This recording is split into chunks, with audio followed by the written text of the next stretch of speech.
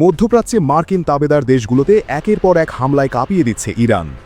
Israel তো আছেই, এ তালিকায় আছে সৌদি আরব, কাতার, কুয়েত, আরব আমিরাত, বাহরাইন। কিন্তু রহস্য তৈরি হয়েছে অন্য জায়গায়। ইরানের মিসাইলের হাত থেকে একমাত্র ইসরায়েলকে রক্ষা করতেই যেন সর্বশক্তি নিয়োজিত করছে আমেরিকা। আরব আমিরাত, সৌদি আরব, কাতার, কুয়েতের মতো দেশগুলোতে নির্বিচারে পড়ছে ড্রোন এবং মিসাইল।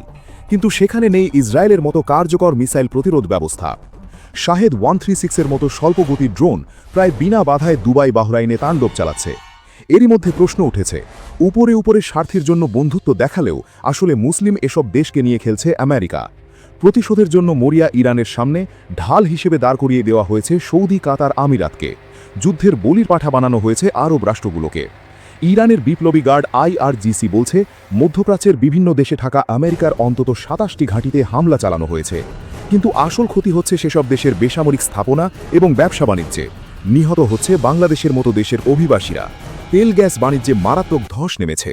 অন্যদিকে ইসরায়েলে ইরানের মিসাইল বৃষ্টি চললেও দেশটির রক্ষায় রীতিমতো 3 থেকে 4 স্তরের প্রতিরোধ ব্যবস্থা আছে। আমেরিকা সর্বশক্তি দিয়ে রক্ষা করছে ইসরায়েলকে, যেন নেতানিয়াহুর গায়ে ফুলের টোকাও না লাগে। আসল কথা হচ্ছে, মধ্যপ্রাচ্যকে নিয়ন্ত্রণ করতে হলে ইসরায়েল ছাড়া কোনো গতি নেই। কৌশলগতভাবে ইসরায়েলকে যুক্তরাষ্ট্রের প্রয়োজন। উন্নত প্রযুক্তি ও গোয়েন্দাগত বিনিময় দুই দেশের সম্পর্ককে ঘনিষ্ঠ করে। এমনকি মধ্যপ্রাচ্যে সরাসরি সৈন্য না রেখে প্রভাব বজায় রাখতে ইসরায়েল ভরসার কাজ করে। এক কথায় এখন বলাই যায়, মধ্যপ্রাচ্যে যা আমেরিকা তাই ইসরায়েল, আর বাকি সব দেশ প্রয়োজন শেষে ছুঁড়ে ফেলার বস্তু।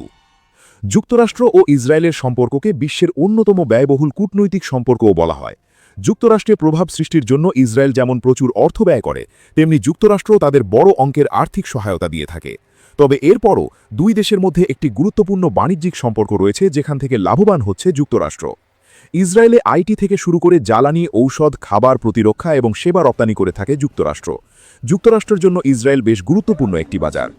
ইরানের নীতিই হচ্ছে, নিজেরা ভালো না থাকলে মধ্যপ্রাচ্যের দেশগুলোকে ভালো থাকতে দেবে না। মিসাইল এবং ড্রোন হামলার মাধ্যমে তার প্রমাণও রাখছে তারা।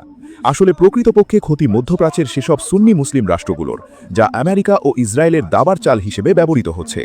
যা ক্ষতি হওয়ার সৌদি, কাতার, কুয়েত, আমিরাতেরই হবে। হয়তো বহাল তবিয়তেই থাকবে ইসরায়েল আর তার মাস্টার আমেরিকা।